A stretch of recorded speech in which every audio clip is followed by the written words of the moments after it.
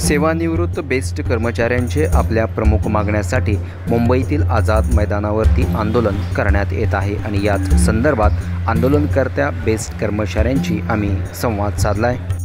गेले 2-4 वर्ष आमचा बीएसटीचा कर्मचारी जो सेवानिवृत्त झालेला आहे, ज्यांनी अनेक वर्ष बेस्टची सेवा केली, जनतेची सेवा केली, त्या सेवानिवृत्त कर्मचाऱ्यांना अजूनपर्यंत त्याची हक्काची, त्याच्या कष्टाची, त्याच्या मेहनतीची ग्रॅज्युटी दिली गेलेली नाही आहे। दिवाळी त्याला बोनस दिला गेलेला नाही आहे। त्याला कोविडमध्ये ज्या लोकांनी, आता आम्ही 60च्या घरामध्ये आहोत, कोविडला 21-22ला त्यावेळी आमचं वय किती असेल, ते आम्ही प्रामाणिकपणे काम केलं, जनतेची सेवा केली। डोंबिवली, कल्याण, कर्जतपासून तर तुमच्या कसाऱ्यापर्यंत जे आम्ही रात्रंदिवस बसेस चालवल्या कोविड काळामध्ये, त्याचा कोविड भत्ता दिला गेलेला नाही। अनेक देणी आहेत आमची, ती अजूनपर्यंत देणी दिलेली नाही आहेत। अनेक आमचे बेस्ट कर्मचारी देवाज्ञा झाली, ग्रॅज्युटी करत अनेक लोक भयंकर आजारांनी ग्रस्त आहेत। त्यांच्या मुलाबाळांची शिक्षण बाकी आहेत, त्यांचे घरांची प्रश्न आहेत, त्यांच्या मुलाबाळांची लग्नाची प्रश्न आहेत, ही दिली गेलेली नाहीत। त्याच्यासाठी आम्ही असं हे आंदोलन इथे आझाद मैदान इथे छेडलेलं आहे। गेले अनेक वर्ष ते आम्ही सर्वांना निवेदनं दिलेली आहेत, अजूनपर्यंत आम्हाला कोणाचा पण रिप्लाय आलेला नाही आहे। परंतु आज आम्ही असं ठरवलेलं आहे का जर आमच्या मागण्या येणाऱ्या निवडणुकीपूर्वी जर दिल्या गेल्या नाहीत तर आम्ही सर्व कर्मचारी, जे बेस्टचे कर्मचारी जिथे जिथे राहत आहेत त्या ठिकाणी त्या महापालिकेवर मतदानावर आम्ही बहिष्कार टाकू।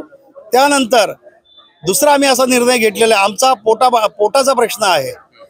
आज आम्ही वय आमचं होत चाललेलं आहे, आम्ही कधी पण मरू त्याची काही गॅरंटी नाही आहे, पण आमच्या हक्काचा पैसा जर आम्हाला ताबडतोब एक रकमेचा दिला नाही तर ह्याच आझाद मैदानमध्ये सकुटुंब सपरिवार आम्ही आत्मदहनाचा प्रयत्न करू असा इशारा आम्ही महापालिका आयुक्त, बेस्ट प्रशासन आणि सरकारला देतो। आमचं हे आंदोलन आहे हे सर्व परीने, आज कुठचंही युनियन बाजी नाही की कुठच्या सरकारचे नेते इथे उपस्थित नाहीत।